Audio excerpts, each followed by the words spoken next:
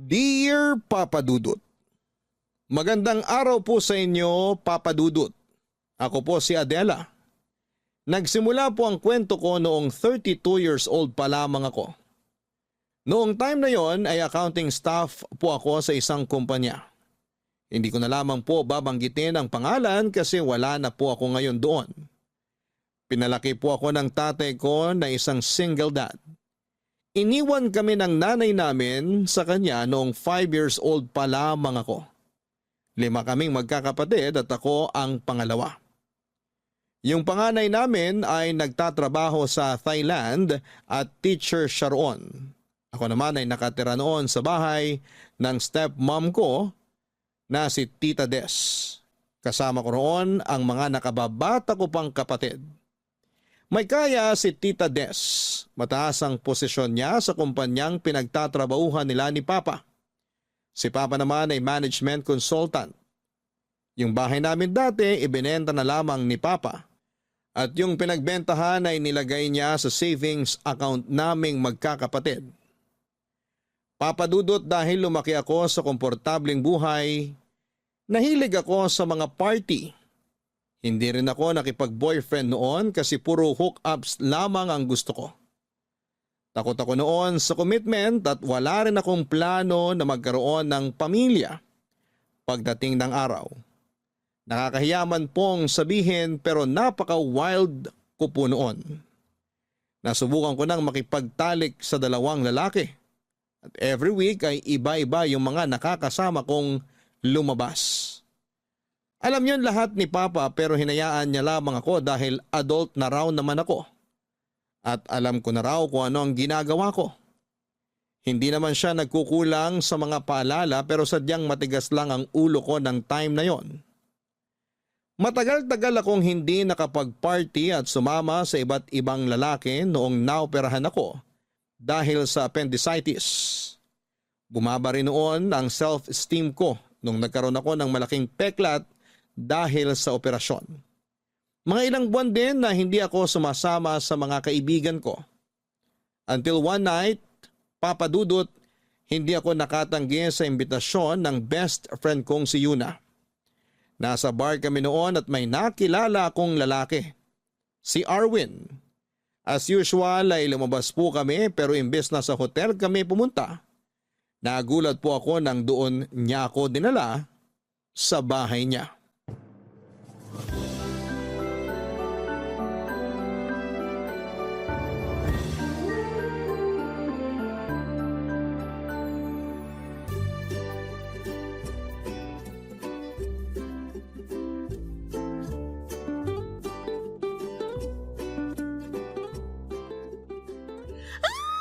Talaga?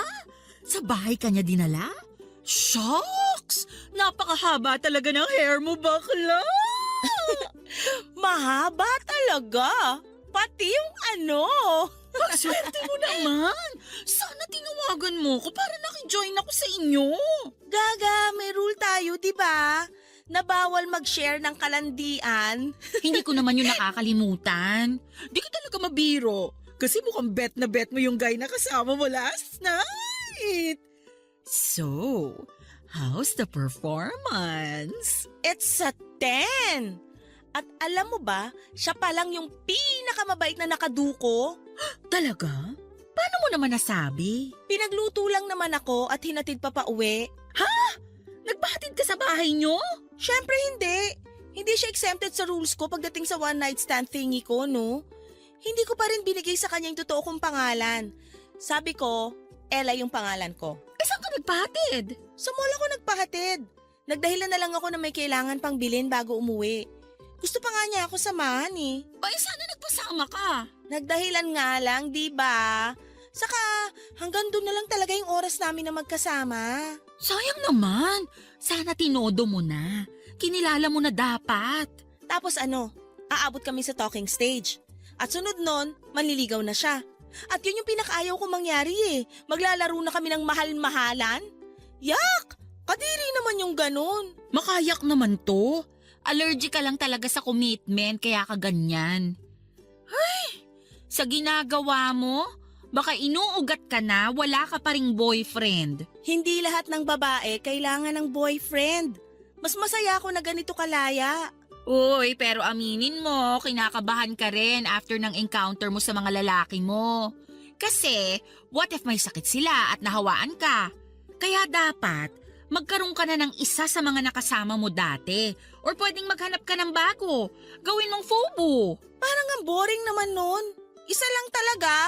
Baka madali kaming magkasawaan sa isa't isa. Ang sabihin mo, hindi ka lang talaga kontento sa iisang lalaki. Naku ha? Baka kasing luwang na ng wristband yan. Hoy, grabe! Napaka-OA naman nun. Pero seryoso, wala pa ba tayong planong magtino? I mean, baka kasi kung kailan natin maisipang magkaanak, saka naman hindi na pwede. Alam mo naman tayong mga babae, dumarating sa menopausal stage. Ayoko pang magkaanak. Parang hindi pa kasi talaga ako ready sa ganung responsibilidad. Saka alam mo naman yung sweldo ko, sarili ko pa lang yung kayang buhayin. 18,000 monthly, hindi pa pwede sa may anak. Gets naman kita, lalo na dito tayo nakatira sa city. Mas mataas ang cost of living. Kung nasa 30K siguro yung sweldo, carry na. 30K? Paano yung rent at utility bills? Konti lang matitira sa 30K after mag-grocery. Ay, oo na, huwag ka na lang mag-anak. Lumandi ka na lang.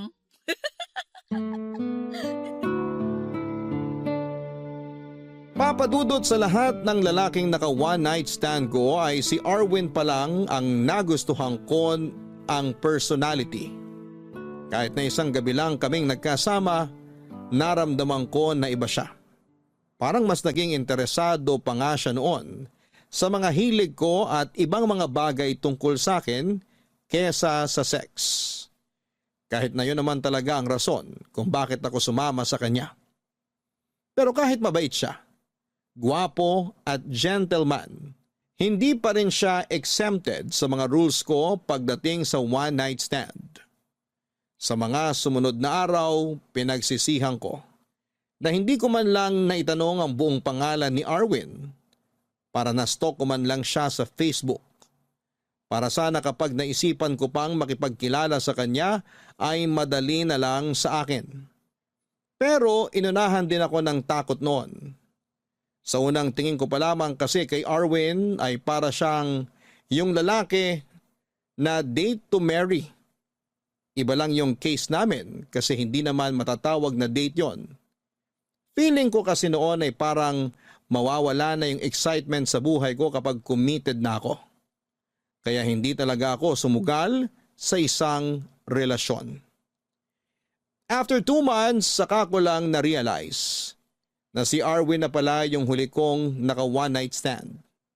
Hindi na kasi ako nakakalabas-labas noong nabisi na ako sa trabaho at nagkasakit pa. Kaya nawala na ako ng pagkakataong maglakwat siya.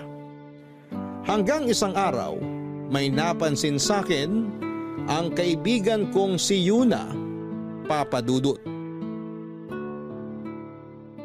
Ang sarap, shucks. Ay, nagsisisi ako na isang cheeseburger lang binili ko. Hoy, matantakaw mo yata ngayon. Para namang first time mong makatikim ng cheeseburger. Nagugutom kasi ko, tsaka natatakam ako dun sa amoy ng patty. Parang gusto ko tuloy umorder nito para sa merienda mamaya.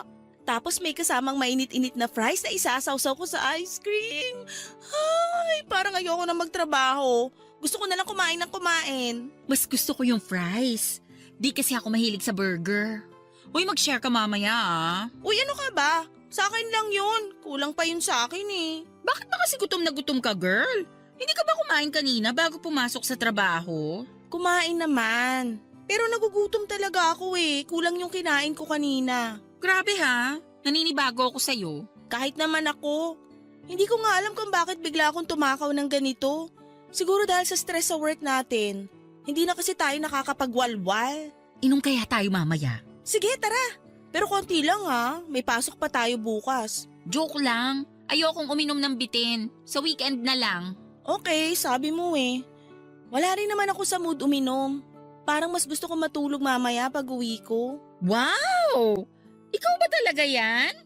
Parang ibang Adela ata ang kaharap ko. Sana lang hindi ka sinasapian ng mabuting kaluluwa. Para kang tanga dyan, kung ano-ano sinasabi mo. Kasi nga nakakagulat na ayaw mong lumabas. Nasanay kasi ako sa Adela na mahilig pumarty. At saka alam mo na. Tapos isipin mo, 2 buwan ka ng ganyan. Kaya nahihiwagaan na talaga ako sa'yo. Wag mo na lang kasi kung pansinin. Kahit tumataba ka na. Ha? Uy, hindi ako nagbibiro ha. Nagkakalaman ka na talaga. Tignan mo yung pisngi mo. Oh, pati ang braso mo. Yung totoo, kailan yung huling beses na nanalamin ka? Kasi sa pagkakaalam ko, sa ating dalawa, ikaw yung masyadong self-conscious. My gosh! Oo nga! Hindi pwede to. Kailangan ko magpapayat. Mag-gym ka. Jim, paano sobrang busy natin? Girl, may weekend naman. Ayoko. Sa bahay na lang ako mag-workout. Plano mo bang magmukmok? Oh, grabe. Hindi talaga ikaw yan. Bakit ba kasi ang kulit mo? Kanina ka pa ah. Hala siya? Napikon ka na dun sa sinabi ko? Nakakainis ka kasi. Kung napapangitan ka sa akin, diretsuhin mo na lang. Uy girl, hindi na ba uso ang joke sa'yo? Ganito rin naman tayo dati ha. Bakit parang bigla kang naging sensitive dyan? Babalik na ako sa table ko. Wala na akong gana kumain. Tsusera ka, naubos mo na nga eh. Hoy, parang tanga naman to. Sorry na. Sorry kung na-offend kita sa mga nasabi ko. Hindi ko talaga alam na ma-offend ka ron. Nasanay lang kasi ako sa biruan natin. Kaya pasensya ka na. Sige na, hayaan na natin yun.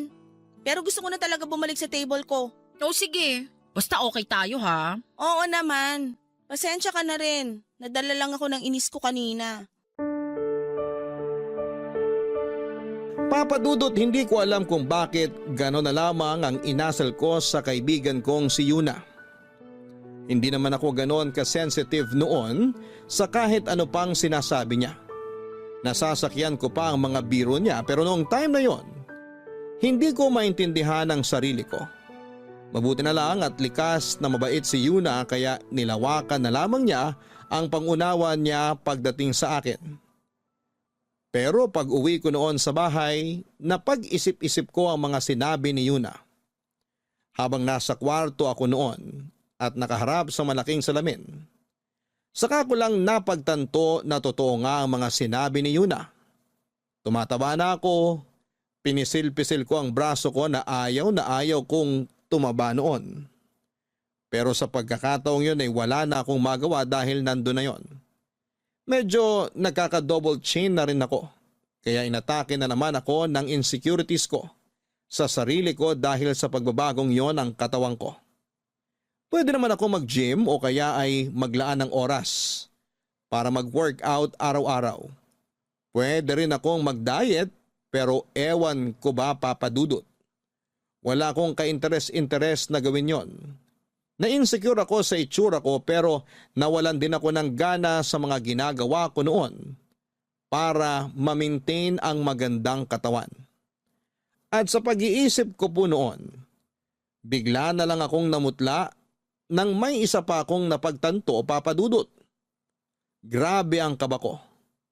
Nang ma-realize kong 2 buwan na pala akong hindi dinadatnan, Papa Dudut.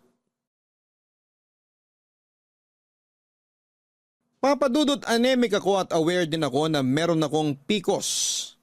Nalaman ko yon noong nagpa-check up ako bago pa man maoperahan dahil sa appendicitis. Kaya normal na sa akin ang ma-delay ang period ko. Isa pa ay nagpipills din ako pero after ng operasyon ay hindi na ako nakapag-take noon. Isa pa Papa Dudut nang maalala ko kung gaano kami kapusok ni Arwin. Nang gabing may nangyari sa amin ay bigla akong na-paranoid. Hindi ko kasi maalala kung gumamit ba siya ng proteksyon o hindi noong time na yon. Inis na inis ako sa sarili ko dahil hindi ko nagawang maging responsable sa huling beses na lumandi ako.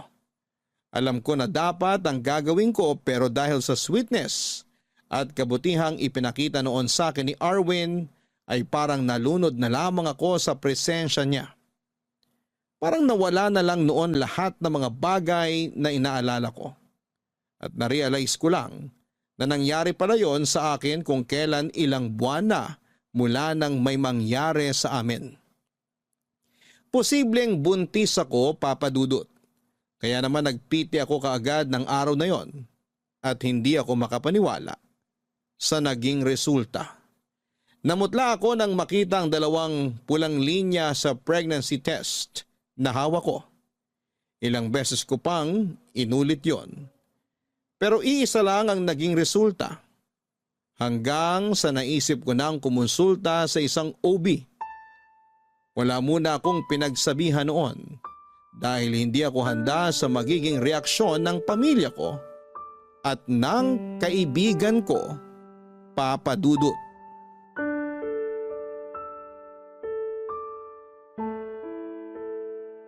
Oh my gosh, girl! Totoo ba? As in, buntis ka? Oo, confirmed na. Nagpatingin na rin kasi ako sa OB. At ang sabi niya, mahina raw yung kapit ng bata kaya maselan yung pagbubuntis ko. Alam na ba yan ng tatay mo? Hindi pa. Wala pa akong pinagsasabihan sa kanila. Tayong 2 pa lang ang nakakaalam nito. Ay, saka ayoko rin sanang ipaalam.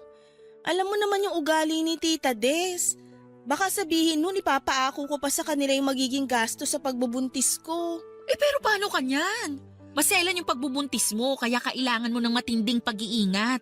Ilang buwan na lang hindi ka na makakapagtrabaho niyan. Kaya nga kailangan kong paghandaan yun. Hindi na muna ako masyadong gagastos ngayon para makapagtabi ako ng pera.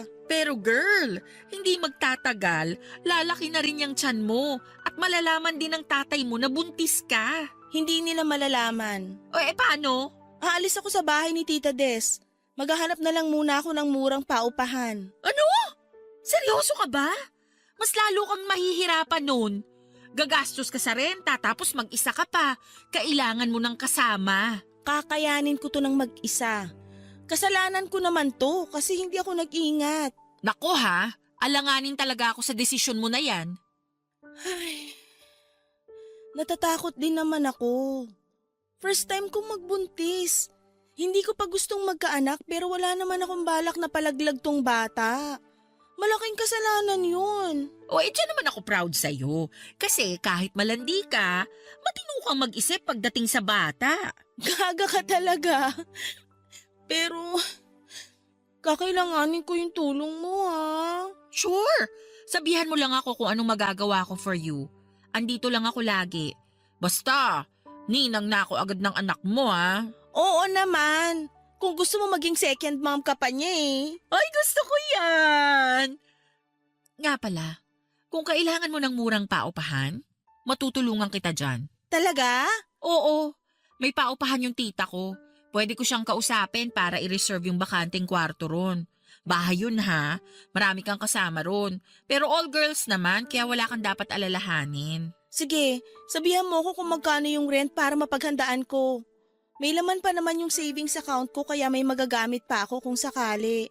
Pero mas maganda kung kakausapin mo muna yung tatay mo. Para hindi siya mabigla na aalis ka ng bahay ng tita Des mo. Kakausapin ko naman talaga siya.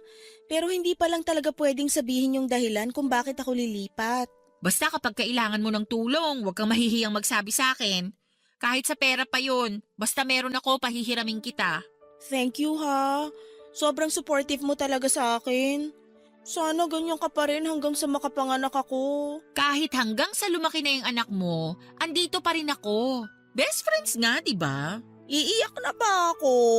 Uy, gaga. Ayoko ng mga iyak-iyak na yan. Alam mo naman yun eh. Pero ikaw, kailan ka magkaka-baby? Ay nako, tigilan mo ako sa mga tanong na ganyan. Wala pa nga makabuntis sa akin eh. Tumatanda na kasi tayo. Isipin mo, kung sa mga susunod na taon ka pa magkakaanak, ang tanda mo na kapag nag-college na yung anak mo. Kakayanin mo pa kaya siyang suportahan nun? Hoy, ano ba? Huwag mo nga akong i-pressure. Kailangan mo na talagang ma-pressure. Kung ako sa'yo, damayan mo na ako sa pagbubuntis ko.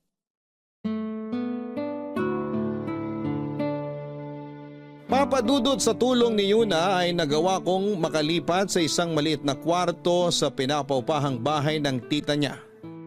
Mabait naman ang tita niya at madali ring kausap. Binigyan pa nga po ako noon ng discount dahil swerte raw ako kapag may tenant na buntis. Natuwa ako dahil bukod sa safe at malinis naman ang tinutuluyan namin ay friendly rin ang mga kapwa ko tenant. Mas excited pa sila noon na makalabas ang baby ko kesa sa akin. Ang kagandahan pa sa inuupahan ko ng time na yon ay malapit lang yon sa ospital. Hindi ako mahihirapan tuwing kailangan kong magpa-check up. Ang problema ko lang noon, Papa Dudut, ay nahirapan na talaga akong kumilos noong lumaki na ang tiyan ko. Hindi ako pwedeng mapagod ng sobra at ma-stress. Hindi rin ako pwedeng magbuhat ng mabibigat. Sa dami ng bawal sa akin noon ay hindi na po ako nakapagtrabaho. May naipon naman ako para sana sa panganganak ko pero hindi nasasapat yon kung kasama pa ang budget ko hanggang sa makapanganak ako at makarecover. Kaya naman kahit nag-aalangan ay humingi na ako ng tulong sa tatay ko. Papa Dudut, hindi naman nagalit ang tatay ko noong nalaman niyang buntis ako. Nag-worry lamang siya sa kalagayan ko at sinabing mas maaga sana ako nagsabi sa kanya para hindi na ako nahirapan pa. Kinumbinsi niya ako na ipaalam sa ama ng dinadala ko ang tungkol sa pagbubuntis ko. Pero hindi ko naman po masabi sa kanya na hindi ako sigurado kung si Erwin ang ama ng ipinagbubuntis ko. Lalo na't hindi ko naman talaga lubusang kilala ang lalaking yon. Pero sa kabila ng lahat ay sinagot ni Papa ang mga gastusin sa pagbubuntis ko. Wala na rin akong nagawa noong pinabalik niya ako sa bahay ni Tita Des dahil kailangan ko raw ng mas komportableng matutuluyan.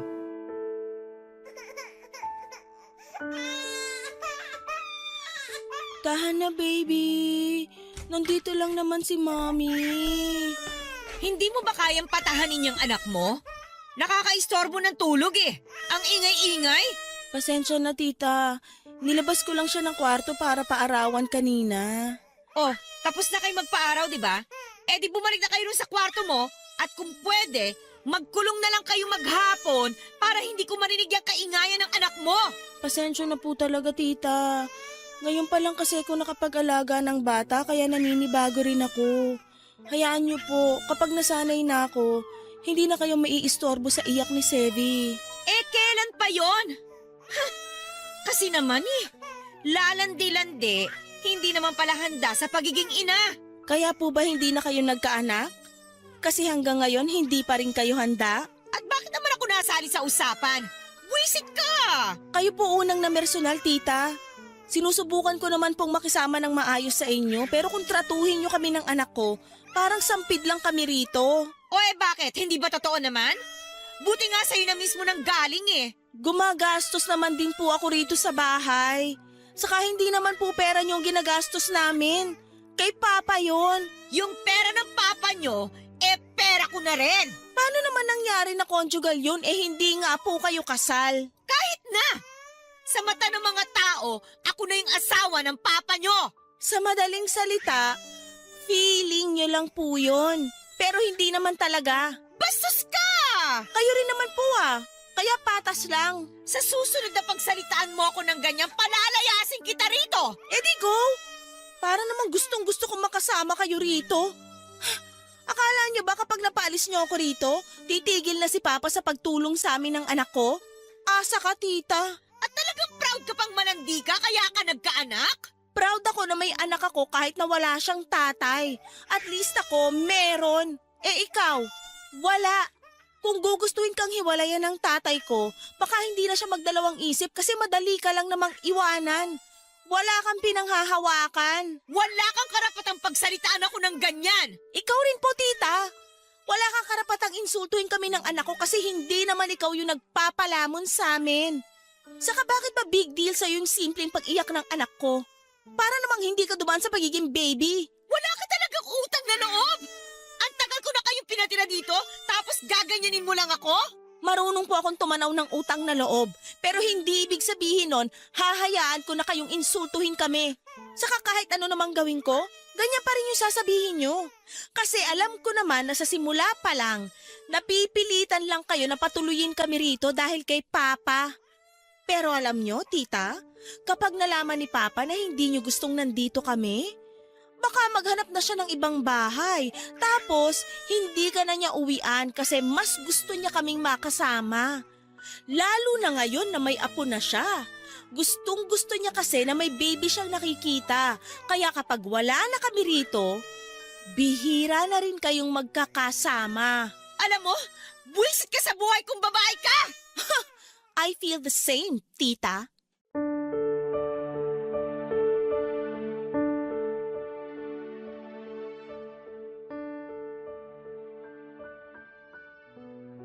Papa Dudut, pinalaki ako ng tatay ko na palaban at hindi basta-bastang nagpapatapak sa kahit na sino.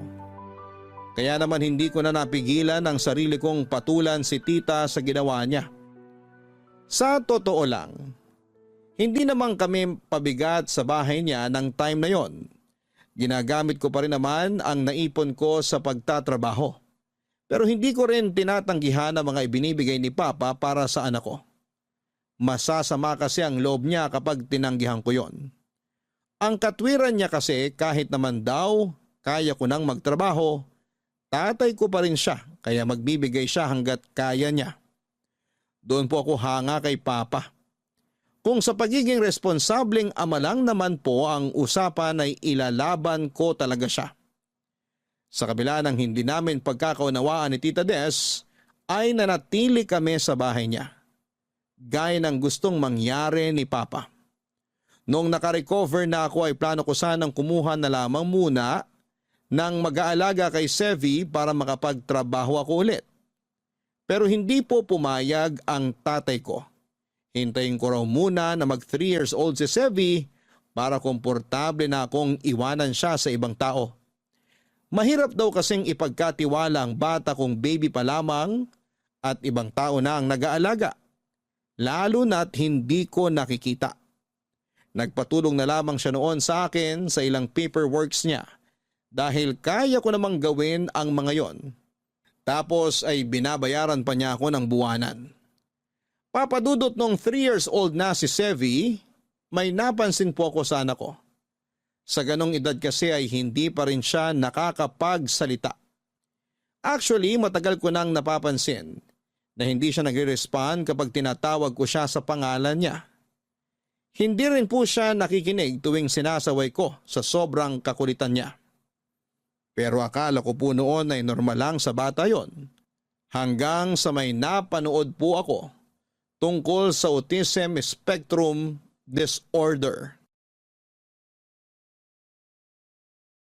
Papadudot, may napanood akong nanay na nagba-vlog tungkol sa anak niya na may autism spectrum disorder or ASD. Parehong-pareho nito ang behavior na na-observe ko sa anak kong si Sevi. At para makasigurado ay kinonsulta ko na siya sa isang developmental pediatrician. At doon ko na po nakumpirma na may ASD nga ang anak ko. Hindi ko po alam kung ano ang magiging reaction ko noong nalaman ko yon. Sobra po akong nalungkot at nakaramdam ako ng takot para kay Sevi. Aware naman po kasi ako sa mga iniisip ng ibang tao na walang sapat na kaalaman sa ganong kondisyon ng bata. Pero hanggat maaari, hindi ko itinuring na iba ang anak ko. Pinalaki ko siya ng normal at hindi itinatago sa mga tao. Hindi naman po yun naging madali para sa akin, lalo na at maraming nagsasabi na hindi siya normal. Marami rin yung kinakawaan siya na para siyang may malubhang sakit at hopeless case ang kondisyon na meron siya. Kaya madalas akong may nakakasagutan noon. Sa katagalan ay nasanay na rin po ako sa mga tao sa paligid ko. Imbes na makipagtalo o makipag-away ay pinapaunawa ko na lamang sa kanila ang kondisyon ni Sevi. Pero kung nagagawa ko yon sa ibang tao, kabaliktaran naman ng kay Tita Des. Kahit kasi alam niya na may ASD ang anak ko ay sarado ang isipan niya para maintindihan yon, Papa Dudut.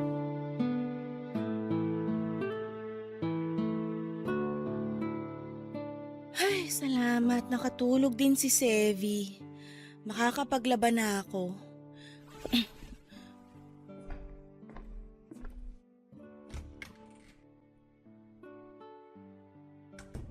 Oh, nandyan ka na pala.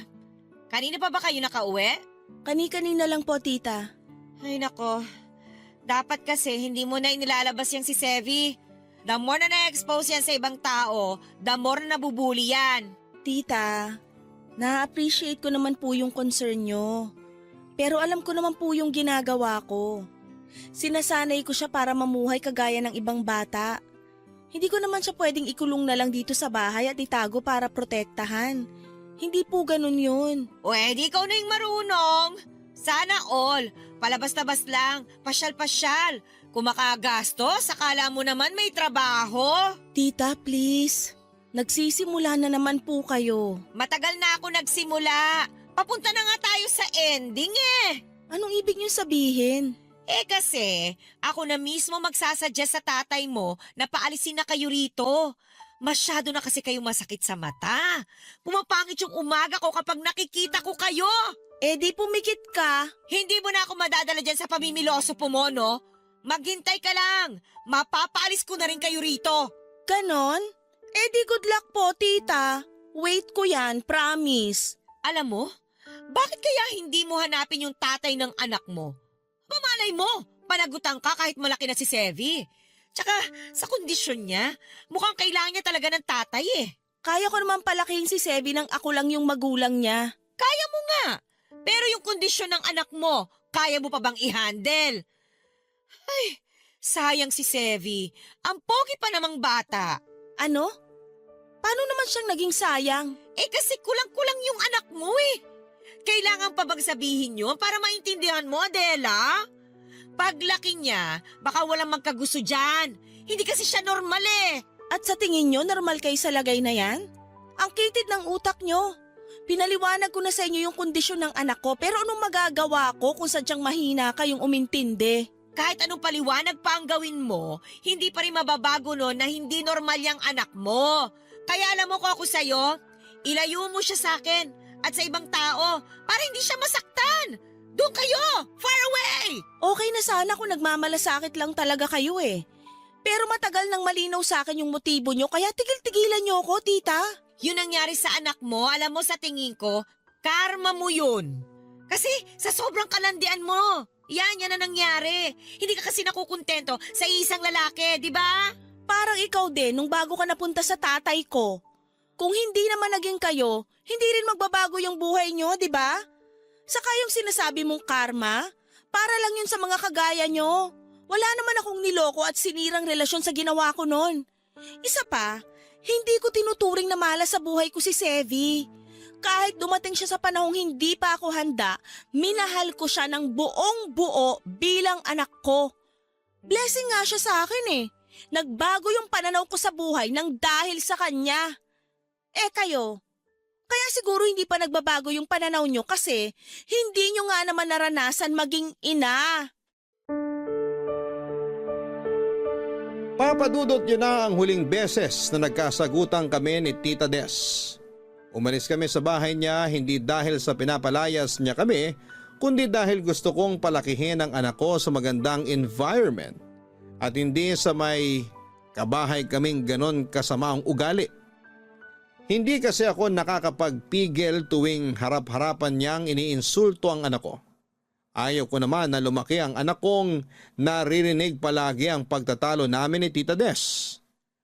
Ayaw sana ni Papa na umalis kami pero ipinaliwanag ko sa kanya ang sitwasyon namin ni Tita Des para maintindihan niya ang desisyon kong yon. Dahil wala pa naman akong trabaho, nang hiram na lamang muna ako kay Papa ng gagamiting panimula. Nangako ako sa kanya na babayaran yon paunti-unti kapag nagkaroon na ako ng trabaho. May narekomenda sa akin si Yuna sa Makati. Nakahanap siya roon ng 1-bedroom apartment.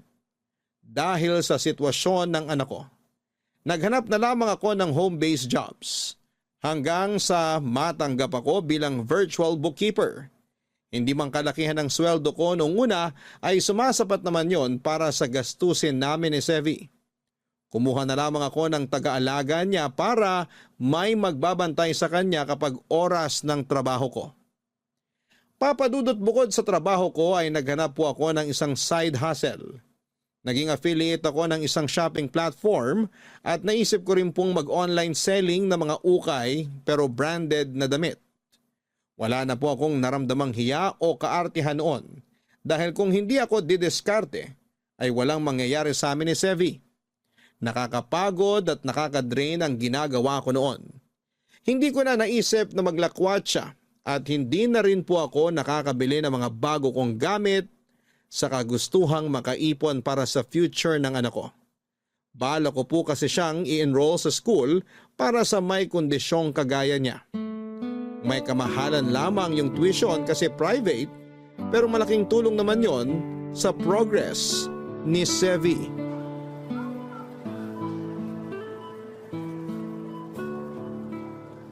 Sayang, wala na palang egg noodles dito. Favorite pa naman yun ni Sevi. Miss, kung gusto mo, sa'yo na lang tong isa. Dalawa naman yung nakuha ko eh. Favorite ko rin kasi to. Sure ka? Arwin? Wow, kilala mo pa pala ako. Ikaw si Ella, tama? Tagal nating di nagkita. Kamusta ka na? Okay lang naman. Ikaw? Eto, pogi lang. Wow ha, believe talaga ako sa confidence mo. Sa confidence na nga lang kumakapit eh. Mukhang marami-rami kang pinapamili ah. Tulungan na kita maghanap ng mga bibilin mo para mabilis ka matapos. Ha? Wag na. Okay lang ako, kayang-kaya ko na to. Para sana makapagkwentuhan pa tayo kahit sandali lang. Ngayon lang naman to. Kasi paglabas natin dito, siguradong di mo na ako papansinin. Uy, di naman. Kaya nga pumayag ka na. Sige na nga, baka di mo rin ako tigilan eh. Ano pa ba yung kulang dito sa cart mo? Toiletries na lang. Okay sige, nandun lang naman yung sa kabilang section. Tara. Nag-grocery ka rin pala. Oo, mas gusto ko kasing ako'y namimili ng mga kailangan sa bahay. Lumipat ka na dito sa Makati? Oo, kapatid ko na yung nakatira doon sa bahay na inuuwian ko dati. Actually, sa parents namin yon, binigay lang sa akin. Pero matagal ko nang gusto lumipat dito. Maganda kasi offer sa akin dito sa Makati kaya pinatos ko na. Bumili ka ng bagong bahay? Condo unit lang. Buti ka pa. Ako kasi nag-rent lang. Okay lang yan. Makakausad ka rin pagdating ng araw. Dito na yung toiletries. Ikaw na mauna magliko ng cart mo. Sige. Oh, nahulog phone mo. Ako na kukuha. Salamat. Eto, ang cute naman ang nasa wallpaper mo. Anak ko to, si Sevi. Siya yung may favorite ng egg noodles. Galing naman, pareho kami. Comfort food niya kasi yun. So, may asawa ka na pala? Wala, single mom ako. Gusto ko sanang itanong kung bakit pero baka hindi ka komportabling sagutin yun. Kaya wag na lang. Wag na nga. Ayoko rin kasing pag-usapan. Sabi ko nga. Kaya hindi rin ako magtatanong tungkol sa'yo. Okay lang naman kung gusto mo magtanong sa akin. O kaya, ako na lang yung magkukwento. Noong nagkita kasi tayo, halos hindi tayo nakapag-usap. Oo nga eh. Pero gano'n naman talaga kapag one night stand lang, di ba? Na-break ko na nga yung isa sa rules ko nung hinatid mo ko eh. May mga rules ka rin pala. Ikaw rin ba? Oo, pero konti lang naman. Talaga? Ano yung isa sa rules mo? Hindi ako nakikipagrelasyon sa mga naka-one night stand ko. Bakit naman? Magiging komplikado lang. Siyempre ako, alam ko yung rason kung bakit ko yung ginagawa. So pareho lang kami ng mga babae na ikakama ko. At gaya ko, marami na rin dumaan sa kanila. Kaya sa tingin ko, hindi sila yung babaeng tatagal sa isang relasyon. Wow, so gusto mo pala yung tatagal sa relasyon. E di sana nanligaw ka na lang para hindi mo na kailangan ng ka-one night stand. Nag-e-explore pa kasi ako noon. Ini-enjoy yung pagiging single. Kaya wala pa talaga akong balak na manligaw. Pero nagbago na yun ngayon. Gusto ko, kung may makakarelasyon man ako, yun na rin yung pakakasalan ko. Date to marry guy ka pala. Parang gano'n na nga. Okay, tama na tong chismisa natin. Kukuha na ako ng mga kailangan namin tapos diretso na ako sa counter. Ikaw ba? Gano'n din. Kaya sabay na lang tayo. Ikaw bahala.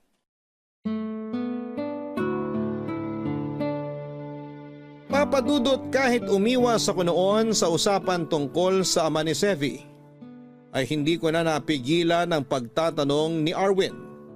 Lalo na noong nalaman niya kung ilang taon na ang anak ko. Parang may iba raw kasi siyang nararamdaman noong nakita niya yung wallpaper ko noong time na yon. Naging honest naman ako noong tinanong niya kung may ibang lalaki pa ba akong nakasama matapos yung nangyari sa amin. Sinabi ko na rin na posibleng siya ang ama ni Sevi pero niremind ko rin siya na huwag munang mag-assume hanggat hindi pa napapatunayang mag-ama nga sila. Bago nga po kami naghiwalay noong araw na yon, ay siya na mismo ang kumuha ng contact details ko para magkausap kaming muli. Inad niya ako sa Facebook at nag-message din siya kaagad. After kong i-accept ang friend request niya, sunod-sunod na po ang naging tanong niya tungkol kay Sevi. Walang araw na hindi niya kinukumusta ang anak ko, kahit na hindi pa siya sigurado kung siya nga ang ama nito. Na-touch ako sa ginagawa niya noon. Sinabi ko rin ang kondisyon ni Sevi at tinanggap naman niya yon. Nag-suggest pa nga siya ng magandang eskwelahan para sa bata. Parang mas excited pa nga siya noon kesa sa akin. May pagkakataon na sinusubukan niyang kausapin si Sevi through video call. Pero kahit siya ay hindi rin pinapansin ng anak ko. Gayon pa man ay nakita ko ang pagiging patient niya sa ganong sitwasyon. Lalo na yung pagiging kalmado niya. Bagay na gustong gusto ko sa isang lalaki. Kaya naman tuwing nagme-message si Arwin ay iba na yung excitement na nararamdaman ko. Sa tingin ko nga po noon ay nagugustuhan ko na siya. Papa Dudut. Papa Dudut, sa muli naming pag-uusap ni Arwin ay mas napalagay na ako sa kanya. Kaya naman inamin ko na sa kanya na hindi talaga Ella ang pangalan ko. Natawa pa siya dahil hindi ko naman daw kailangang ilihim ang tunay kong pangalan. Kung ayaw ko na raw makipagkita o makipag-usap ulit ay irerespeto naman daw niya. Hindi namin napag-usapan ang personal naming buhay, kaya hindi ko alam kung may nakarelasyon na siya. Matapos yung una naming pagkikita. Laging tungkol kay Sevi ang topic namin pero sobrang na-appreciate ko yon. Hanggang isang araw ay bigla naming napag-usapan yung nangyari sa amin. Doon ko lang napagtanto kung bakit parang sigurado na si Arwin na siya ang ama ng anak ko at kung bakit gano'n na lamang siya ka-attach sa bata. Hindi raw pala siya gumamit ng proteksyon. Nakaligtaan na raw niya yon dahil sa kapusukan naming dalawa. Papa Dudut, nahihiya ako tuwing naaalala ko yon. Hindi ko man lang ma-imagine na naging ganun pala ako ka-wild noong wala pa akong anak. Na umabot pa sa puntong nabuntis ako tapos ay hindi ko alam o hindi ako sigurado kung sino ang ama ng pinagbubuntis ko. Hindi ko po alam kung ano ang magiging reaksyon ng mga listeners ng Barangay LS sakaling umere po itong kwento ko. Pero medyo inaasahan ko na rin po na hindi nila magugustuhan yung naging gawain ko noon. Tungkol naman po sa hinala ni Arwin na siya ang ama ni Sevi. Para makasigurado ay hiningi niya ang consent ko para sa sample ng anak ko na kailangan niya para sa isang paternity test.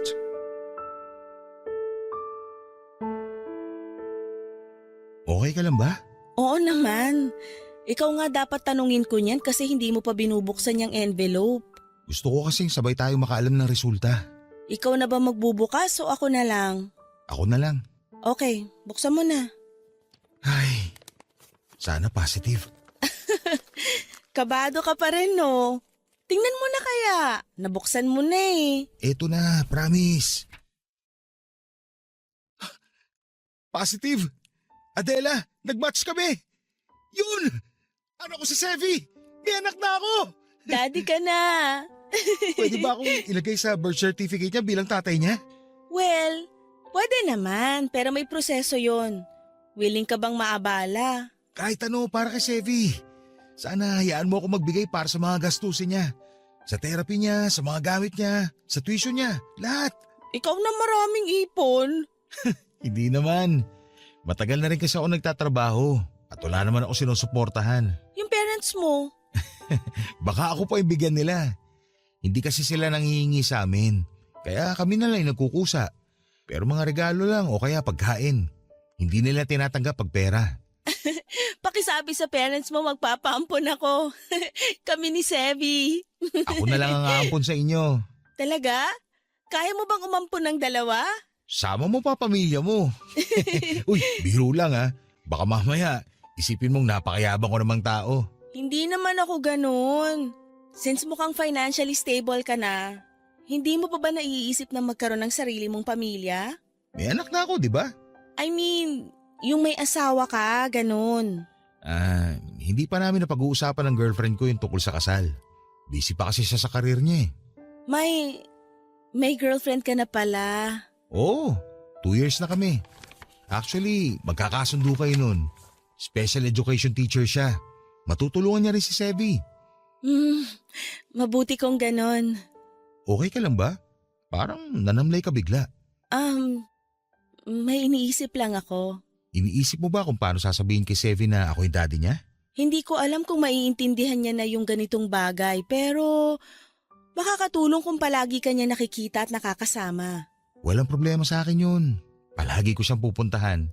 Pero tingin mo magiging okay lang lahat to sa girlfriend mo? Oo naman. Maiintindihan niya yung tungkol kay Sevi. Yung sa atin, nangyari naman yun bago pa naging kami.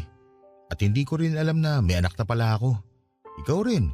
Hindi ka sigurado no na ako yung ama.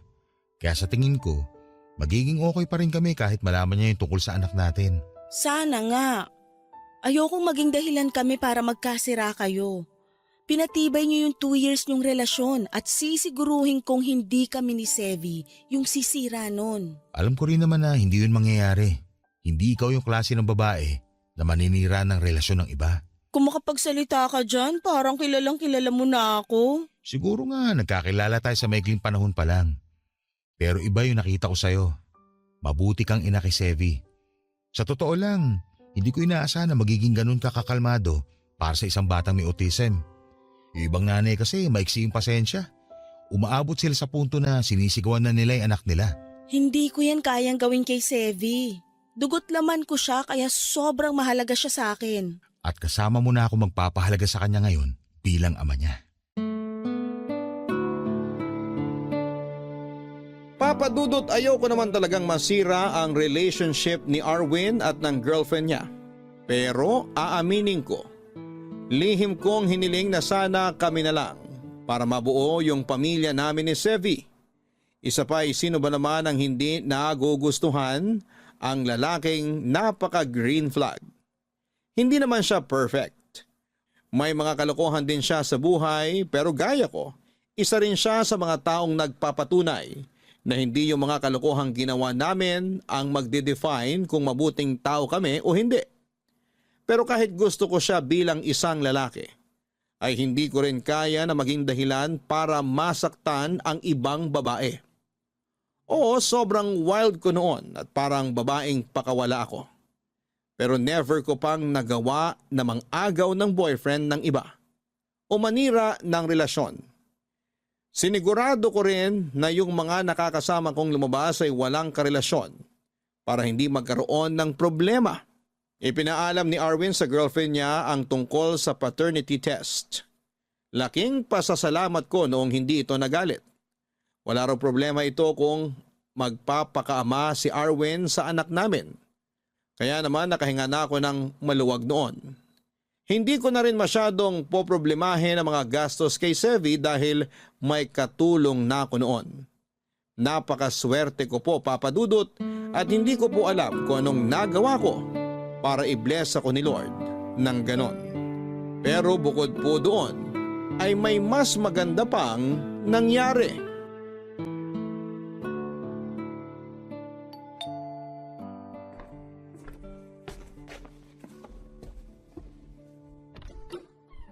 Arwin, ikaw pala. Pasok ka. Salamat. Si Sevi. Nasa kwarto, naglalaro. Aga mo ngayon ah. Saka parang ang dami mo namang dala. Nag-grocery na ako para sa inyo ni Sevi. Lapag ko na rito ha. Aba, kaya pala nagtatanong ka kung anong mga pagkain yung gusto niya ha. Pero kaya ko namang mag-grocery. Hindi mo na kailangan gawin yan. Masyado ka ng maraming ginagawa para kay Sevi. Hayaan mo na ako. Hindi naman to araw-araw eh. Tuwing pupuntahan ko lang naman siya.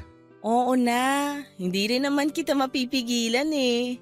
Oo nga pala, kaya rin ako nandito para ipagpaalam si Sevi bukas. Para saan? Isasama namin sana siya mamasyal, kung okay lang sa'yo. Oo naman, okay lang sa akin yun. Bakit naman hindi? Baka kasi may nauna na kayong lakad. Tsaka ayoko naman basta-basta na lang kunin ko dito si Sevi kung kailan ko lang maisipan. Mas maganda kung ipagpapaalam ko muna. Salamat ha. Hayaan mo, hindi kita pagbabawalan na hiramin siya. Pwede mo siyang ipasyal lang kayong dalawa lang o kaya kasama yung girlfriend mo. Walang kaso sa akin yun. Pero sa susunod, kasama ka na. Tayong 4. Para makita ni Sevi na mas malaki na yung pamilya niya. Gusto ko yan. May isa pa nga pala akong ipagpapaalam sa'yo. Ano yun? Nagpaplano na kasi kami ng girlfriend ko na magpakasal eh. Talaga? Magpapakasal na kayo? Oo. Kung papayag ka sana, kukunin naming ring bearer si Sevi. Sure! Okay na okay nga sa akin yun eh. Okay ka lang? Bakit parang naiiyak ka? Masaya kasi ko na may tatay siya na kagaya mo. Yung hindi siya ikakahiya. Hindi ka natatakot na isama siya sa labas, na ipakilala siya sa ibang tao na anak mo siya. Sobrang sarap sa pakiramdam na proud ka na anak mo si Sevi. Sino ba namang hindi magiging proud daddy ng isang batang masarap mahalin? Mahal na mahal ko si Sevi, Adela. Thank you, Arwin. Thank you kasi dumating ka sa buhay namin. Hindi mo lang binigay yung sarili mo sa kanya bilang ama. Binigyan mo rin siya ng malaking pamilya na magmamahal sa kanya. Nabanggit na rin naman yung malaking pamilya. Excited na yung mga magulang ko na makita si Sevi. Pati na rin ikaw. Kaya minsan, imbitahan ko kayo sa bahay. Kaya sana makapunta kayo. Makakatanggi pa ba ako? Pamilya mo na yun eh. Natin, Adela. Yung pamilya ko, pamilya nyo na rin ni Sevi. Basta ha, kapag ako naman yung nag-invite sa inyo para makilala nyo si Papa, bawal din kayong tumanggi. Ipupusta ko mga daliri ko. Walang tatanggi sa pamilya ko, Adela. Siguraduhin mo lang, kasi baka ikasal ka na putol yung mga daliri mo. Saan pa susuot yung wedding ring? Alam mo, si Raulo ka rin bumanat eh, no? Hoy, mas malala ka, no? Oo na. O siya, punta ako muna si Sevi sa kwarto. Magkakalat kami, ha? Basta marunong ka ring maglinis, makakalabas ka pa ng buhay rito.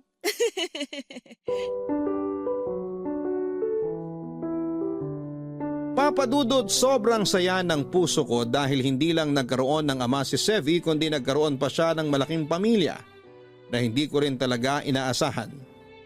Gaya ng sabi ni Arwin, mabait ang mga magulang niya at napamahal kaagad sa kanila ang anak namin. Natuloy ang kasal ni Arwin at ng girlfriend niya pero kahit na mag-asawa na sila, hindi pa rin siya nawawala ng oras para kay Sevi. Mas napadalas pa nga ang pagpunta nila sa amin para makapag-bonding kami. Sa lahat ng nangyari sa buhay ko, hindi ko akalain na magiging matalik kaming magkaibigan ni Arwin. Nagawa namin yon para kay Sevi. Bilang respeto sa asawa niya ay kinalimutan ko na at pilit na binura ang nararamdaman ko para kay Arwin. Sa katagalan naman ay nagawa ko rin yon. Kaibigan na lang talaga ang tingin ko sa kanya at isang mabuting ama para sa anak ko. Imbis na ikahiya niya si Sevi dahil sa kondisyon ng anak namin ay pinagmamalaki pa niya na may anak siya. Binuksan niya ang isipan ng mga taong hindi pa lubusang nauunawaan ng kondisyon ni Sevi at ng iba pang mga batang may ASD. Sabi nga po ni Arwin, kung isa raw kaming puzzle, si Sevi yung pinakamahalagang puzzle piece na bumuo sa amin. Sa ngayon ay nakalipat na kami ni Sevi sa bagong bili naming bahay. 5 years old na siya at nakapagsasalita na rin sa tulong ng mga therapy niya. Hanggang dito na lamang po ang medyo komplikado pero masayang kwento ng buhay ko at ng aking anak na si Sevi Papa Dudut. Maraming salamat po sa inyong lahat na nasa likod ng napakagandang programa ninyo sa radyo. Sana po hindi kayo magsawa na magbahagi ng iba't ibang kwento ng totoong buhay para magsilbing inspirasyon sa amin. Malaking bagay po ito para sa amin na minsan ay pinanghihinaan din ng loob.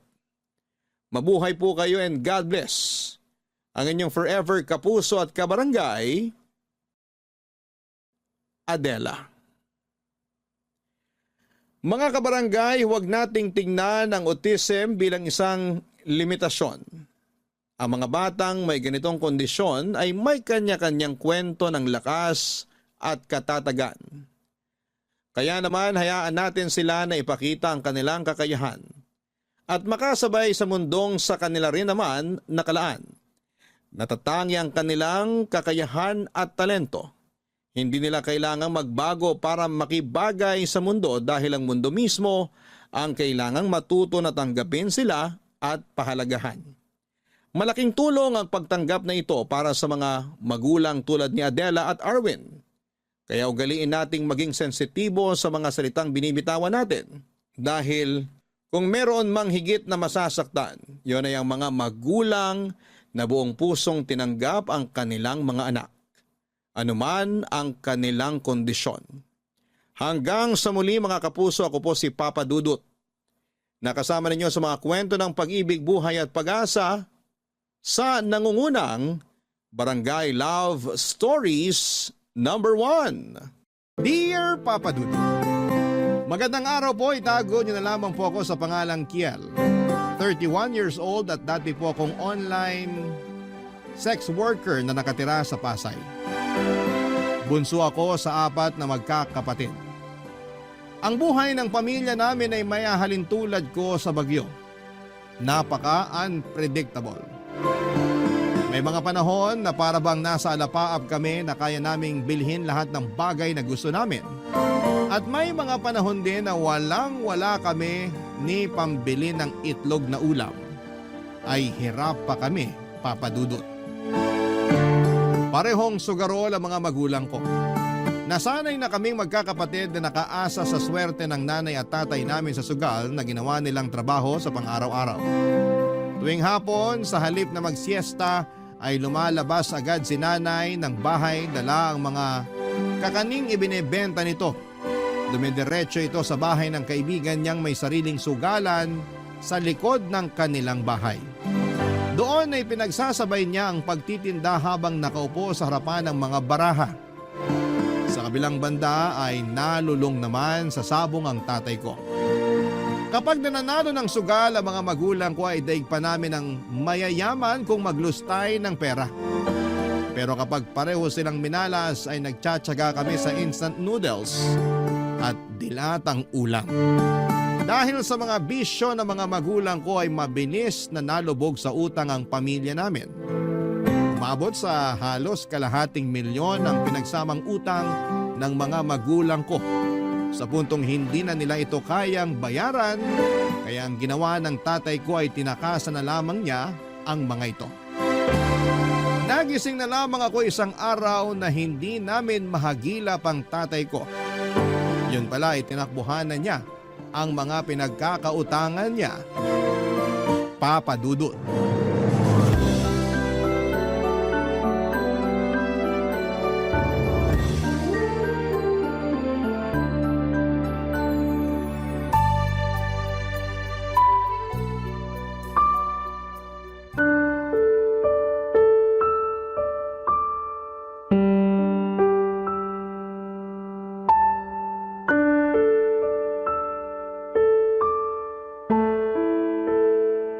So ano?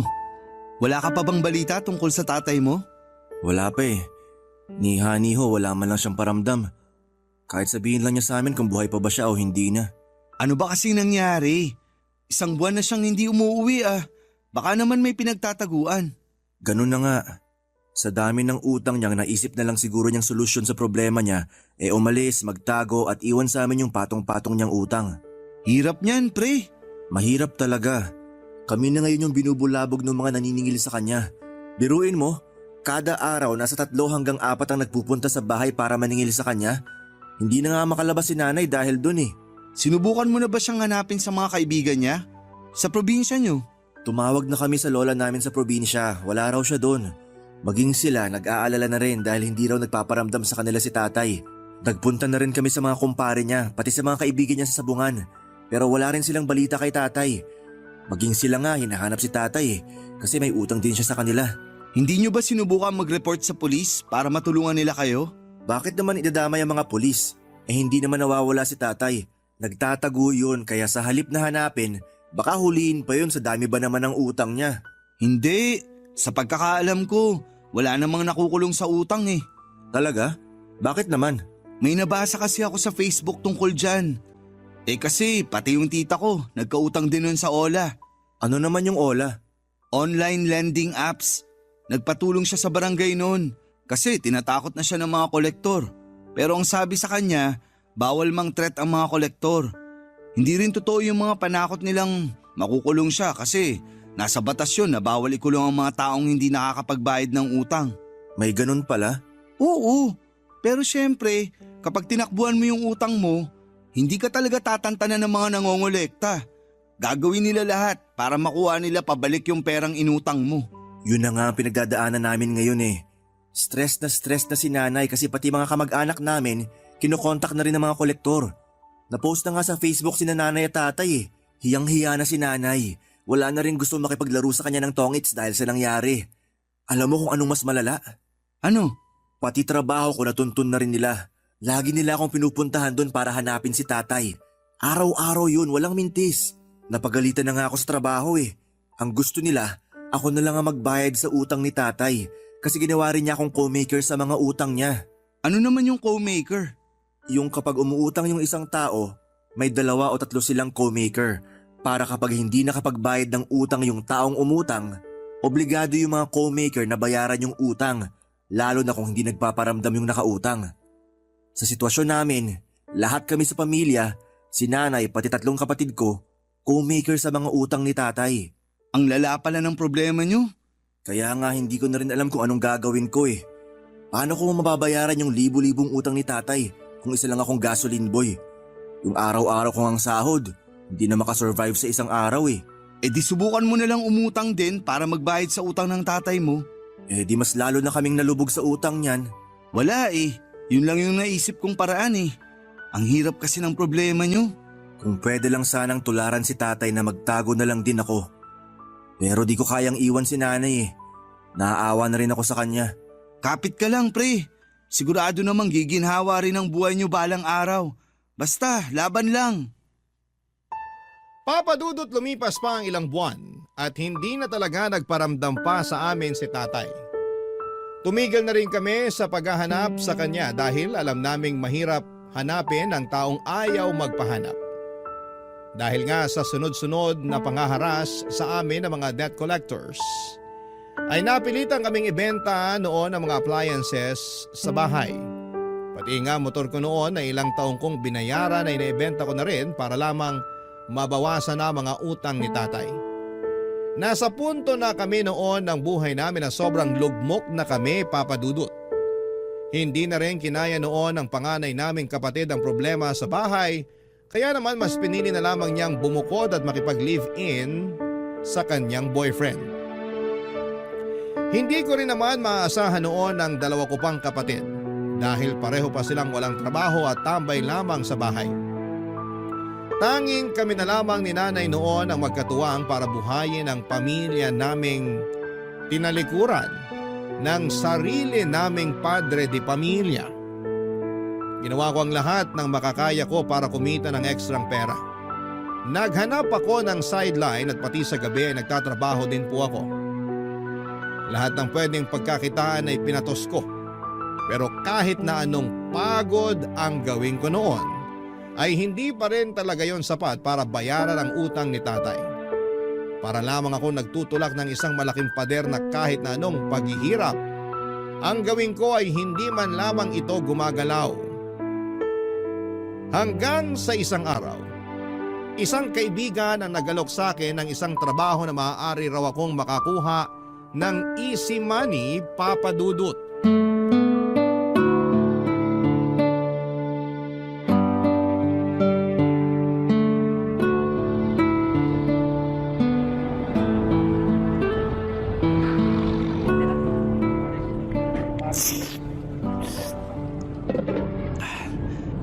Kakainin mo pa ba yan? Ha? Yang mami mo, uubusin mo pa ba? Kasi kung hindi na, ako na lang uubos. Kunin mo na. Ayun, salamat. Gutom pa ako eh. Mukhang problemado ka yata dyan ah. Araw-araw naman akong problemado eh. Kung sa bagay nga naman. May tanong ako sa'yo. Oh, ano yun? Kapag may nag-alok ba sa'yo ng easy money, tatanggapin mo? Depende. Anong easy money ba yan? Illegal ba yan? Hindi ko alam. Paanong hindi mo alam? Magnanakaw ka ba? Mang-hold up? Kasi krimen yung mga yun. Hindi naman ako mananakit ng tao. Eh ano nga? Mamamakla ka. Maghahanap ka ng sugar mommy. Medyo parang ganon. Sabihin mo na kasi kung anong klaseng easy money yan. Kilala mo si Gabriel, di ba? Oo, yung biglang yumaman ng walang dahilan. Tapos ayaw namang sabihin kung anong trabaho. Sa tingin ko may nag-i-sponsor dun eh. Kaya biglang nagkapera. Tingnan mo, may sarili na nga siyang sasakyan eh. Wala siyang sponsor, kundi nagbebenta siya ng videos online. Video? Anong video naman yung binibenta niya? Vlogger ba siya? Hindi. Gumagawa siya ng malalaswang video, tapos ibinibenta niya sa internet. Ah, oo. Alam ko na yun. Maraming ang ganyan sa internet ngayon. Yun ang trabaho niya? Oo. Yun din ang sinuggest niyang gawin ko kung desperado talaga akong magkapera. Kung video lang naman, wala naman sigurong masama dun. Talaga ba? Nag-aalangan kasi ako eh. Kesa naman magbenta ka ng laman. Magbenta ka na lang din ng video. Kung yun talaga ang makakatulong sa'yo, bakit hindi? Paano ba ginagawa yun? Madali lang. Mag-perform ka lang sa harap ng camera.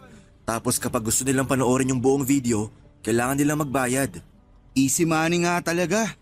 Magandang lalaki ka naman. Maganda naman katawan mo. Kung gusto mong gawin yun para makatulong sa problema ng pamilya mo, gawin mo. Parang nakakahiya kasi. Pwede mo namang itago yung mukha mo eh, para hindi ka nila makilala. May mga napapanood din akong ganyan, nakatawan lang ang ipinapakita. Yung iba nga, naka-face mask eh. Ano? Papatusin ko na kaya to? Kung kaya mo namang gawin, bakit hindi? Kailangan mo ng pera ngayon eh. Wala na akong ibang choice eh. Ito na lang yung nakikita ko na pwedeng gawin. Pero paano mo ibebenta yung mga video mo? Saan mo ibebenta kung sakali? May website para dyan. Tutulungan daw naman ako ni Gabriel. Ipopromote daw niya yung mga video ko sa mga fans niya. Huwag kang mag-alala. Hindi ko sasabihin sa ibang tao tong gagawin mo. Tikom ang bibig ko. Hindi rin kita huhusgahan. Kasi alam ko naman na gagawin mo lang to dahil sa kagaguhang ginawa sa inyo ng tatay mo. Salamat. Pero kapag yumaman ka, huwag mo akong kakalimutan ha. Si Raulo, kapag nabayaran ko na yung mga utang ni tatay, titigil din ako agad. Basta, good luck na lang. Hanggang suporta lang naman ang may tutulong ko sa'yo. Kasi parehas lang din naman tayong hikaw sa buhay. Malaking tulong na yun para sa akin na may natatakbuhan akong kaibigan. Papa Dudut, doon ko na nga po pinasok ang mundo ng online sex working. Nung una ay natatakot ako na bawat upload ko ng video ay may makikilala or makakakilala sa katawan ko. Napraning ako noon na baka malaman ng ibang tao ang ginagawa ko. Sa tulong naman ni Gabriel na matagal na sa ganong klase ng kalakaran ay nakahanap ako ng fans sa mga sumunod na buwan. Gamit ang katawan ay binalandra ko ang kabuuan nito sa internet, kapalit ng pera. Ang tawag nila sa ganong klase ng trabaho ay alter, na ngayon ko lamang nalaman na nagmula pala sa salitang alter ego kung saan ay gumagamit ng ibang pagkakakilanlan ng isang tao sa online world para hindi sila makilala sa totoong buhay. Kumbaga, iba ang buhay nila sa realidad at iba rin ang buhay nila online. Noon din ay isang persona ang binuo ko, base na rin sa pantasya ng mga customers ko. Hindi naglaon ay mabilis din ako nakapag-ipon ng parokyano, Papa Dudut.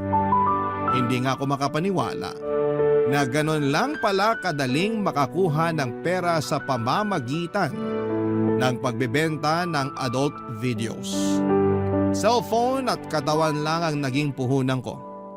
Para kong gumagawa noon ng sarili kong TV show kung saan ay buwan-buwan na nagbabayad ang mga fans ko para mag-subscribe at mapanood ang mga video ko na ina-upload ko araw-araw.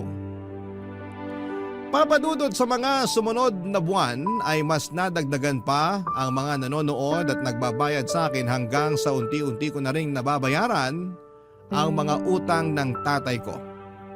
Okay na ako noon sa paggawa ng mga video. Pero nung nalaman ko ang mga tungkol sa collab ng mga alters ay mas nainganyo pa akong pasukin din ito. Papadudod. Barangay Love Stories. Barangay Love Stories. Sa mundong pinasok ko ay marami akong nalaman tungkol sa mga personal na pagnanasa ng iba't ibang mga tao. May mga fans ako na mahilig sa paa. May mga fans naman ako na gustong-gusto akong makitang sumasayaw ng sexy.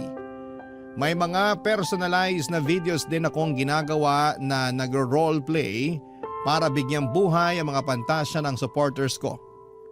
Lahat ng yon ay ginagawa ko sa pangalan ng pera. Hindi naglaon ay mas lumaki pa ang buwan ng kita ko. Pinatos ko na rin kasi noon ang mga indecent proposals na natatanggap ko lalo na sa mga mayayamang parokyano. Dahil doon ay nag-resign ako sa trabaho ko bilang gasoline boy at nag-focus na lamang ako sa paggawa ng mga videos. Noong tanungin ako ni nanay kung saan ko nakukuha ang mga perang ipinambabayad ko sa mga utang ni tatay, ay nagsinungaling na lamang ako na nakahanap ako ng mas magandang trabaho. Hindi na siya nagtanong pa simula noon at hinayaan na lamang niya akong kumita ng pera. Hanggang sa isang gabi ay nakatanggap ako ng isang message sa kapwa ko alter. Nagtatanong siya sa akin kung willing daw ba akong makipag-collab sa kanya. Papadudod ang collab na tinutukoy niya ay ang collaboration o pagsasama ng dalawang individual para gumawa ng isang proyekto. Kumbaga sa mga singer, dalawang mga awit ang magsasama para gumawa ng kanta. Ganon din sa amin ang collab kung saan ay dalawang sikat na alter ang magsasama sa isang video para sa pareho nilang fans. Isa ang pangalan ng alter na nag-message sa akin. Dahil interesado ako sa imbitasyon niyang yon, ay nagplano kaming magkita para pag-usapan ang mangyayaring collab sa pagitan naming dalawa.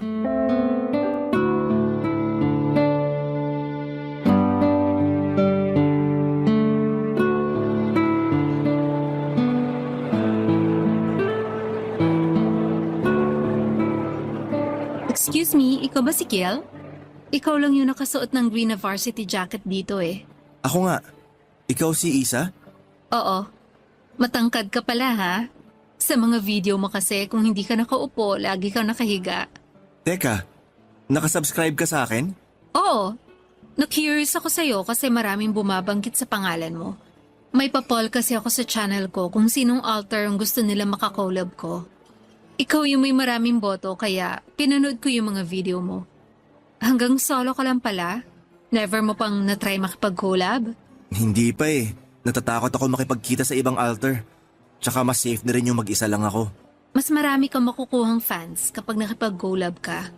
Mas madidiscover ka ng ibang tao. Ayaw mo ba nun?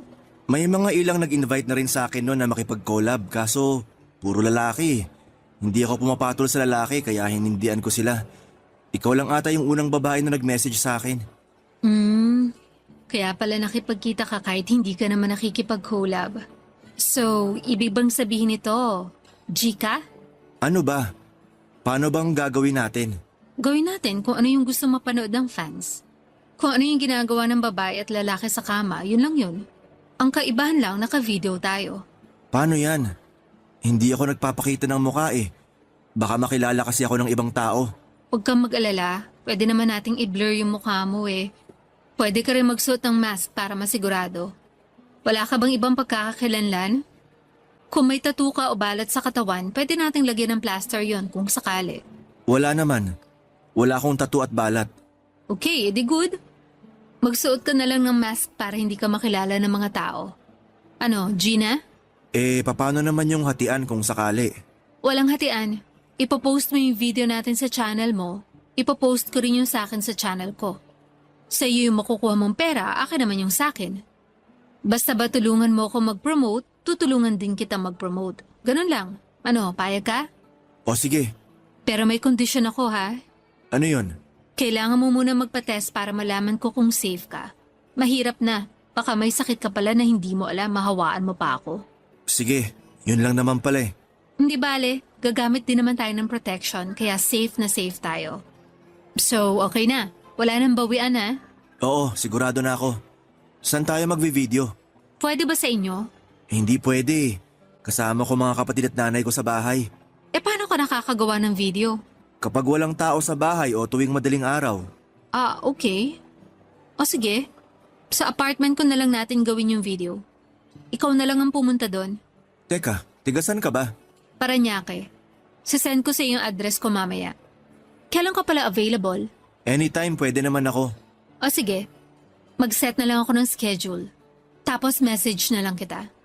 Gamitin na lang natin yung equipment ko sa bahay. Ako na rin mag-i-edit para mas maganda yung video. Ikaw ang bahala. Wala ka na bang ibang tanong? Alis na ako. Ayaw mo bang kumain na muna tayo? Next time na lang. Kailangan ko pa mag-prepare. May client ako mamaya. Okay, sige. Kung ganun, wala na. Kita-kits na lang? Okay, sige. Mag-ingat ka. Ikaw din. Papadudot, aaminin ko na unang kita ko pa lamang kay Isa ay na-turn on na kaagad ako sa kanya. Napakaganda niyang babae. Sobrang bango pa. Para siyang bulaklak na masarap pitasin. Maputi siya at maganda ang kanyang katawan. Para siyang sexy star na napapanood sa mga pelikula. Hindi ko yon inaasahan dahil dami account lamang ang ginagamit niya sa pagme-message sa akin noon. At wala itong ibang picture maliban sa isang cartoon character. Matapos nga ang pagkikita namin ni Isa ay nag-subscribe ako sa channel niya at pinanood ko ang mga video niya. Napaka-wild niya sa mga video niya. Taliwas na taliwas ito sa mga maamon niyang mukha na parang hindi makabasag pinggan. Ibang-iba siya noong nagkausap kami at noong nasa harap na siya ng kamera. Nagulat din ako sa dami ng subscribers niya. Bawat video niya ay umaabot ng libo-libong views. Ilang araw matapos ang pagkikita namin ay nag-set ng date si Isa para sa collab naming dalawa. Nagpunta ako sa apartment niya na studio type. Nagkalat sa paligid ang mga ring light at dalawang kamera. Noon ay nakita ko ang itim na sofa na laging present sa mga video niya. Maliban sa kama ay doon kasi niya karaniwang ginagawa ang mga video na ipinopost niya online. Bago kami gumawa ng video ay nag-live pa noon si Isa kasama ako para i-announce ang upcoming collab naming dalawa sa kanyang mga fans. Noong time na yon ay sobrang dami ng taong nagpapadala sa kanya ng virtual gifts na pwedeng ipamalit sa pera. May mga request din ng fans nila na ginawa namin tulad ng kiss sa harapan ng kamera at kung ano-ano pa. Pagkatapos noon ay saka namin ginawa ang video na umabot ng halos 1 oras.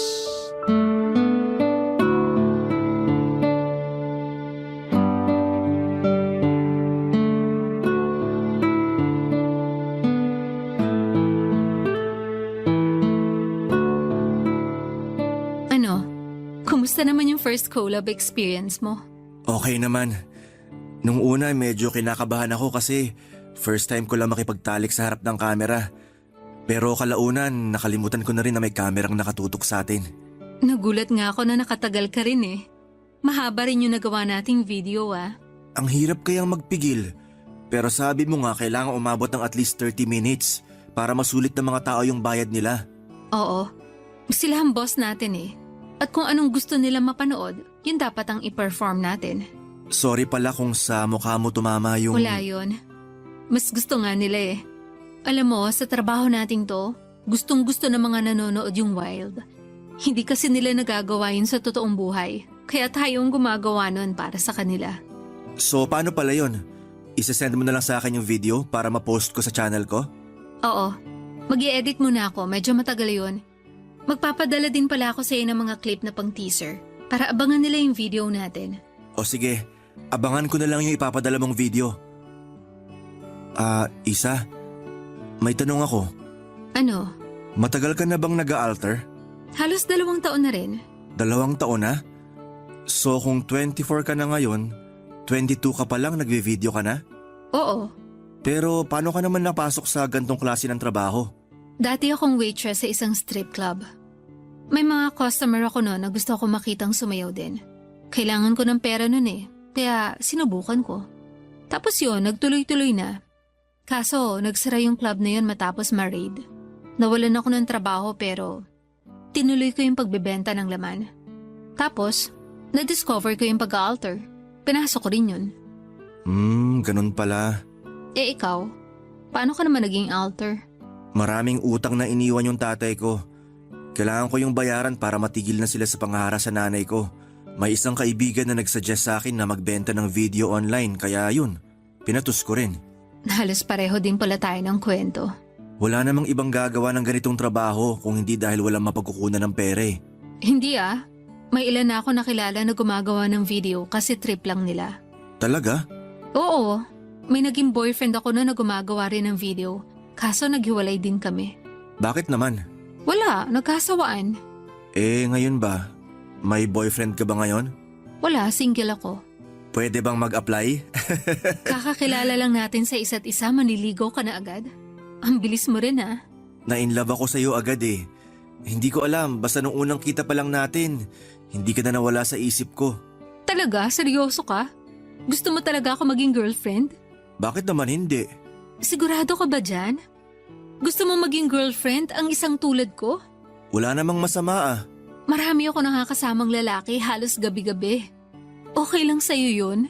Naiintindihan ko naman na trabaho lang yung ginagawa mo eh. Pareho tayo ng ginagawa kaya maiintindihan kita. Iba ka rin ha? Yung ibang lalaki, kapag nalaman nila kung anong trabaho ko, umaayaw agad sila. Yung iba naman, gusto lang ako ma-experience, kaya kunwari, nandiligaw sila. Iba ako sa kanila kasi nauna na kitang natikman. Okay, sige. Anong sige? Ligawan mo ko. Kapag nagustuhan kita, sasagutin kita. Talaga? Wala namang mawawala eh. At yun na nga po ang ginawa ko, Papa Dudut. Niligawan ko si Isa habang ginagawa yon ay nagpatuloy ang collaboration naming dalawa. Ilang videos pa ang ginawa namin dahil pumatok ang unang video na in-upload namin sa kanya-kanya naming channel. Hindi nga nagtagal ay sinagot din ako ni Isa at nakilala kaming dalawa bilang magkasintahang alter.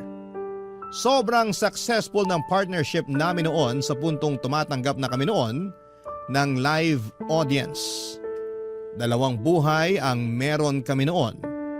Ang buhay na normal na tao at ang buhay ng isang alter. Ipinakilala ko si Isa sa pamilya ko at hindi naman siya nakilala ng mga kapatid at nanay ko bilang babaeng nagbebenta ng videos online. Noong nagtagal, ay lumipat ako sa apartment ni Isa at nagsama kaming dalawa. Unti-unti ay mas yumabong pa ang buhay naming dalawa. Nabayaran ko na rin ang mga utang ni tatay dahil sa trabaho namin yon. Ang sabi ko sa sarili ko noon, kapag bayad na ang utang ni tatay ay titigil na ako. Pero nasanay na ako sa buhay ko bilang isang alter, kaya naisipan kong ituloy-tuloy na lamang ito. Maaring hindi gusto ng ibang tao ang trabaho namin ni Isa pero hindi namin ito maiiwan-iwan dahil ito na lamang ang nagbibigay sa amin ng magandang buhay.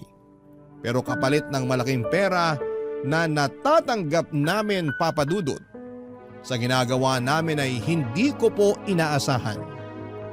Na yun din pala ang sisira sa pinagsamahan namin ni Isa. Barangay Love Stories. Barangay Love Stories. Papa Dudut, alam kong nangako ako kay Isa na tatanggapin ko ng buo ang trabaho niya. Pero hindi ko alam na hindi ko rin pala ito mapaninindigan. Sobra kasing lumalim na ang nararamdaman kong pagmamahal para sa kanya sa puntong nagsimula na akong magselos sa mga lalaking nakakasama niya. Kung ako ay hanggang video lang ang ginagawa ko, si Isa ay malawak ang trabaho niya. Maliban sa paggawa ng mga video ay nag-i-escort din siya. Sumasama siya sa mga lalaking binabayaran siya para sa isang gabing pang-aliw. Nung una ay natanggap ko naman ang trabahong yun ni Isa. Alam ko na gano'n na talaga ang ginagawa niya bago ko pa siya ligawan. Pero dumating ang relasyon namin sa puntong nawawala na siya ng oras para sa akin. Lagi siya noong nasa labas. Gabi-gabi siyang umaalis para makipagkita sa mga kliyente niya. Lagi siyang tutok sa cellphone niya para maghanap ng collab at tumanggap ng mga indecent proposal sa kanya, Papa Dudut. Para bang pakiramdam ko noon ay nawawala na ang init ng relasyon namin. Malimit na lang din kasi kami noong gumagawa ng video na magkasama. Nawala na ang intimacy sa pagitan naming dalawa at lumalim ang pagsasama namin.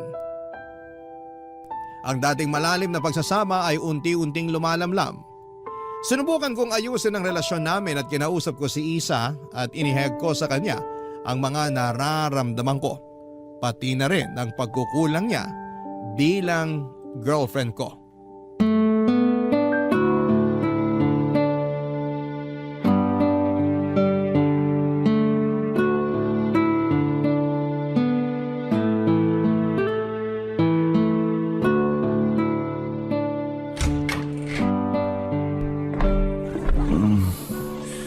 Uuwi mo lang? Oo. Nagising ba kita? Sorry. Anong oras na ba? Alas 6 na. Usog ka nga. Iidlip lang ako saglit bago ako umalis. Aalis ka ulit? Saan ka pupunta? Oo, aalis ako mamayang alas 9. May client ako sa Tagaytay. Pabiyahe ako na maaga kasi sasabay ako sa kakilala ko. Usog ka na, dali. Oh, dito ka. Tagaytay? Ang layo naman nun. Oo, sa Tagaytay. Medyo malaki to kaya hindi ko siya mahindian. Tsaka matagal ko ng fan yung client na to eh. Sunod-sunod yung racket mo ah. Magpahinga ka naman. Hindi na kita nakakasama rito sa bahay. Bukas wala akong trabaho. Masusolo mo ko, huwag kang mag-alala. Ay, nasanay na lang talaga ako. So bakit ka naman inabot ng alas 6 ngayon?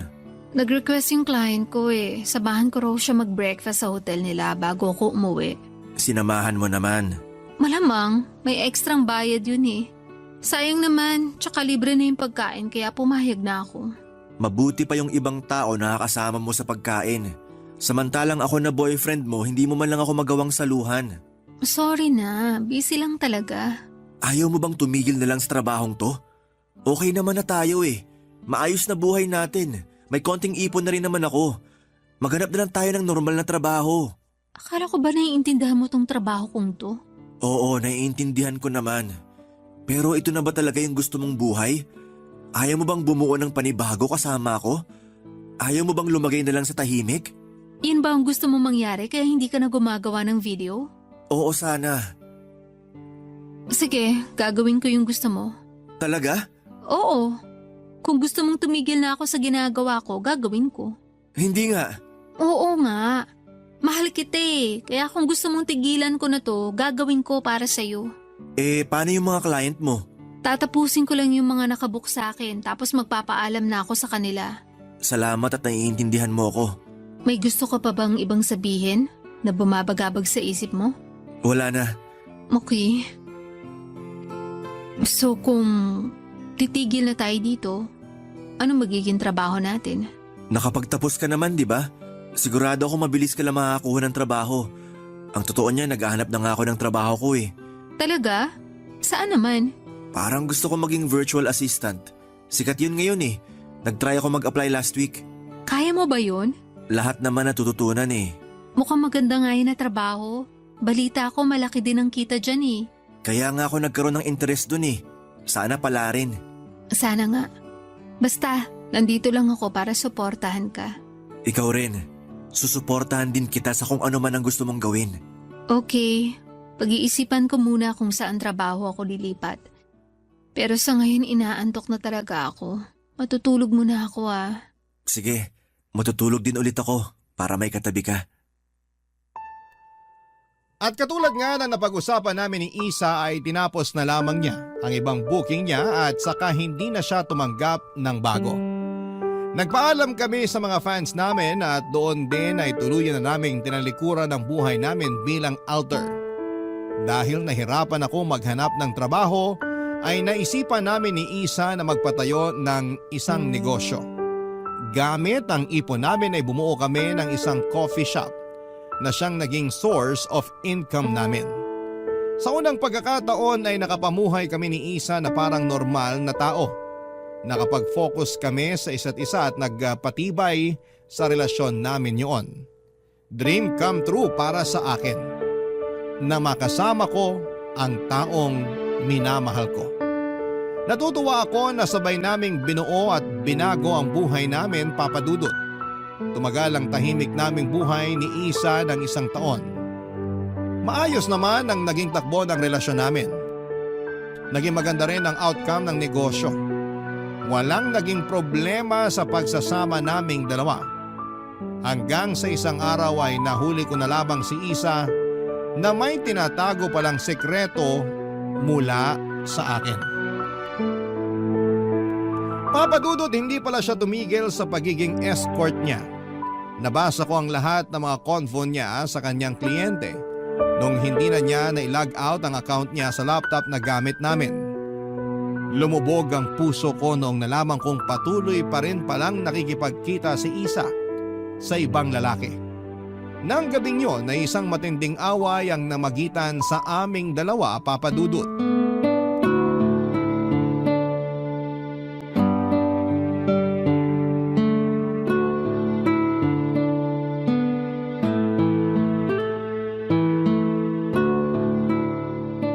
Isa, paabot naman ng laptop dyan sa tabi mo. Mag-i-inventory lang ako. Heto. Ay, teka sandali lang. Bakit? Wait lang, may aayusin lang ako dito sa laptop. Amin na, para matapos ko na tong ginagawa ko. Sandali.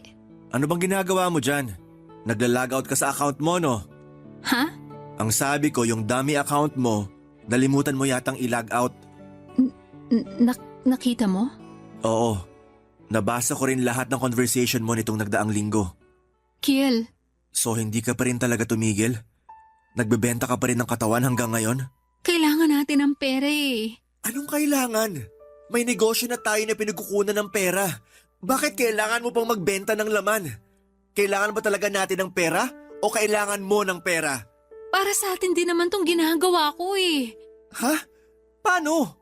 Anong paano? Mahal ang renta natin dito sa apartment. Simula nung mag-decide kang lumipat tayo. Mahal din ang renta ng pwesto ng coffee shop natin.